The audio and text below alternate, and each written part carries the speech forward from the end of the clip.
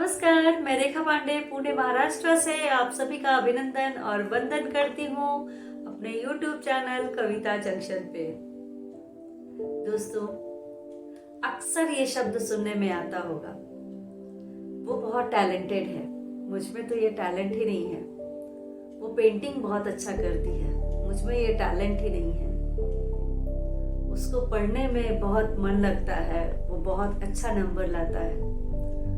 मुझसे पढ़ाई नहीं होगा क्योंकि मेरे पास ये टैलेंट नहीं है। दोस्तों, ये टैलेंट का कोई बेंचमार्क है क्या, या अपने को सेव करने के लिए सबसे अच्छा बहाना है कि मुझ में ये टैलेंट नहीं है।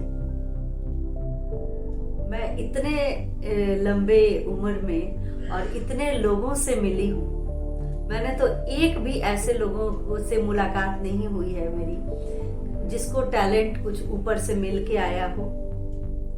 लोग बोलते हैं गॉड गिफ्ट है, तो ये हो सकता है कि उसने बहुत बचपन से उस चीज के प्रति सीखने की जो क्रिया है वो शुरू कर दिया होगा, या बचपन में ऐसा माहौल होगा उसके घर का कि वो कंटिन्यू उसमें लगा रहता है या लगी रहती है। जैसे कई लोगों के घर का माहौल सिंगिंग का रहता है, डांसिंग रहता है, कई लोगों के बहुत पढ़ने का माहौल रहता है, तो उसमें बच्चा हो सकता है कि वही स्टाइल का ढल जाए, लेकिन उसकी मेहनत को हम इग्नोर नहीं कर सकते। कोई बच्चा 2-2.5 साल से सुनते हैं कि डांस सीख रही थी या सीख रहा था या सिंगिंग कर रहा था, वो डेली रियाज करता है, तब जाके एक सिंगर बनता है या डांसर बनता है या बड़ा अफसर बनता है।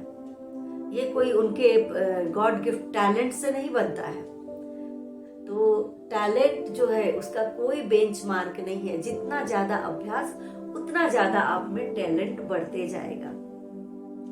और कुछ चीजें जो होती हैं, कई लोग बहुत जल्दी कर लेते हैं, कई लोगों को थोड़ा सोचने समझने में टाइम लगता है उसमें।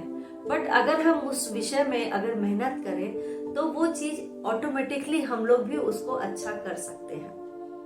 तो ऐसा कुछ भी नहीं है कि उसमें ये टैलेंट है और मुझ में नहीं है। ये सिर्फ अपने को सेव करने का बहाना होता है। अगर थोड़े प्रयास से हमें बहुत बड़ी सफलता पा भी लेते हैं तो वो सफलता बहुत दिन तक नहीं टिकी रहेगी। परंतु अगर हार्ड वर्क के अथक प्रयास से हम कुछ सफलता पाते हैं तो वो सस्टेनेबल रहेगी, क्योंकि उसके जो राह में जितने बाधाएं आए हैं हम उसको जानते हैं कि कहाँ कहाँ वो बाधा आ सकती है और आई है, जिसको हमने सॉल्व किया है। तो टैलेंट जो है और हार्ड वर्क दोनों जो है पर्यायवाची शब्द है, एक साथ दोनों ही चलते हैं। तो इस पर भी मेरी अगली कविता है कि मैं कैसे मान लूं कि मेरे में कोई गुण नहीं है। मैं कैसे मान लूं कि मेरे में ये गुण नहीं है या कोई गुण नहीं है। आइए सुनते हैं। कैसे मान लूं मैं कि मुझ में कोई गुण नहीं है। मैं ईश्वर की संतान हूँ, मेरा तो अस्तित्व यही है। मैं ईश्वर की संतान हूँ और मेरा तो अस्तित्व यही है।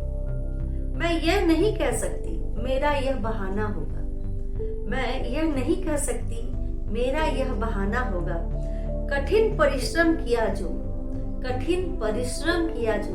घुटनों में मेरे जमाना होगा। आप एक बार कठिन परिश्रम करके तो देखिए। निरंतर अभ्यास और प्रयास साध देगा जीवन को। निरंतर अभ्यास और प्रयास साध देगा जीवन को। सोच कर जो राह चलूं तो पा लूंगी मैं मंजिल को। सोच कर जो राह चलूं तो पा लूंगी मैं मंजिल को। देर लगे तो देर सही मेरी तपस्या जारी है। देर लगे तो देर सही मेरी तपस्या जारी है। मंजिल मिल ही जाएगी ये मेरी जवाबदारी है। देर लगी तो देर सही मेरी तपस्या जारी है और मंजिल मिल ही जाएगी ये मेरी जवाबदारी है।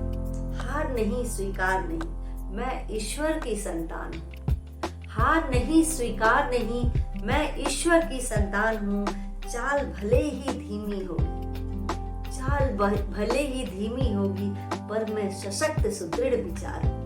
मेरी चाल हो सकता है धीरे धीरे चलूं, मैं सब लोगों के साथ नहीं चल पाऊं, पर सशक्त होगी और सुदृढ़ होगी, क्योंकि मैं ईश्वर की संतान।